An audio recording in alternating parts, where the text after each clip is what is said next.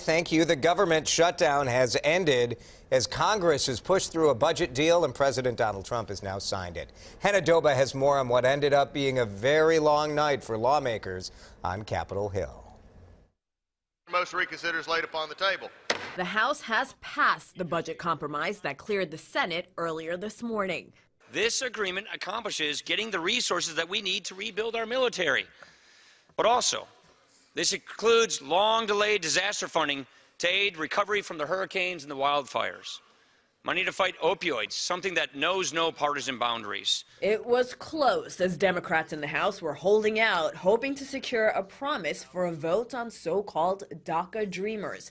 The Speaker of the House refusal to commit to considering bipartisan legislation to protect teenagers and young adults from deportation is unjustifiable and maddening.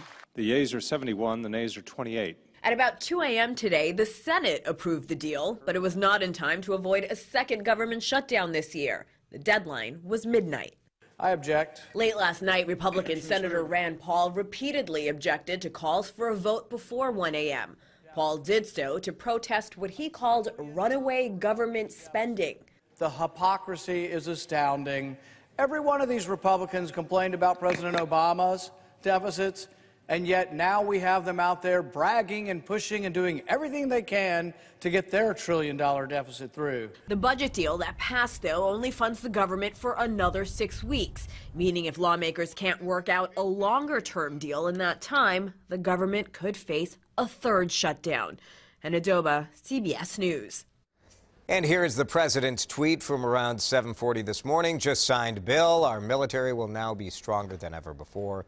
We love and need our military and gave them everything and more. First time this has happened in a long time. Also means jobs, jobs, jobs. So what's going on Wall Street this morning? Stocks are rebounding. Yesterday, the Dow was down 1,000 points. The Dow Jones Industrial Average was up around 300 points at the opening.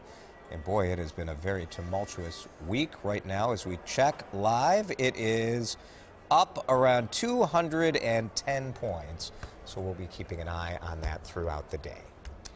Community members say they're ready to step up if teachers in St. Paul go on strike. A community comes together in times that are good, times that are hard, and in times that are bad, and they work together in good faith to make sure that we're prioritizing our children. Superintendent Joe Gothard expressed optimism about reaching a deal before Tuesday's strike date.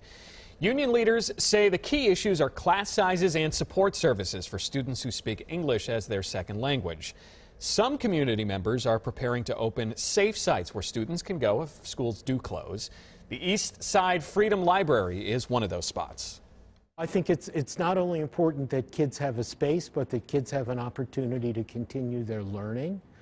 They don't need to have a week, 2 weeks, 3 weeks of a disruption in the learning process. The two sides are scheduled to continue talks through the weekend if needed. The school district has a plan to provide meals to kids at schools if a strike does happen. We are hearing from shocked parents who've learned what the principal of their middle school is accused of doing. Christopher Endicott, look at him here as he's sprinting by our camera after bonding out of the Dakota County Jail yesterday.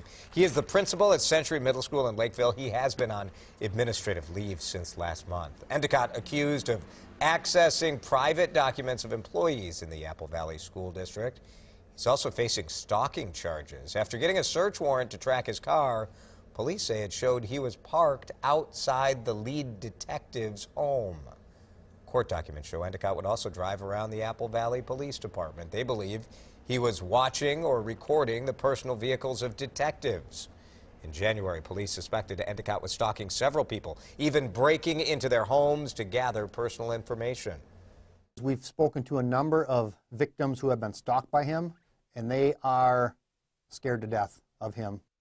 It's very concerning, and I'm fearful for what he's done or could have done.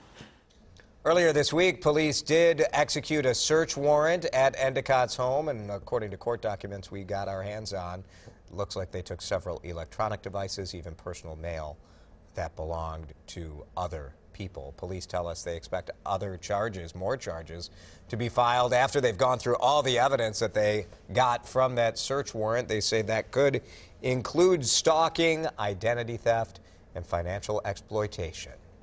Here's some good news from the skies. Airlines bumped passengers off overbooked flights at the lowest rate on record last year. The Department of Transportation says the rate was about half the rate of the year before, roughly 1 in 29,000 passengers. One reason? Airlines are now faster at getting passengers on overbooked flights to take travel vouchers. You can't help but think about that story with that doctor getting dragged off that plane, right, and the PR fallout from that. Yeah. You got to wonder if that played any role. Oh, no doubt, right?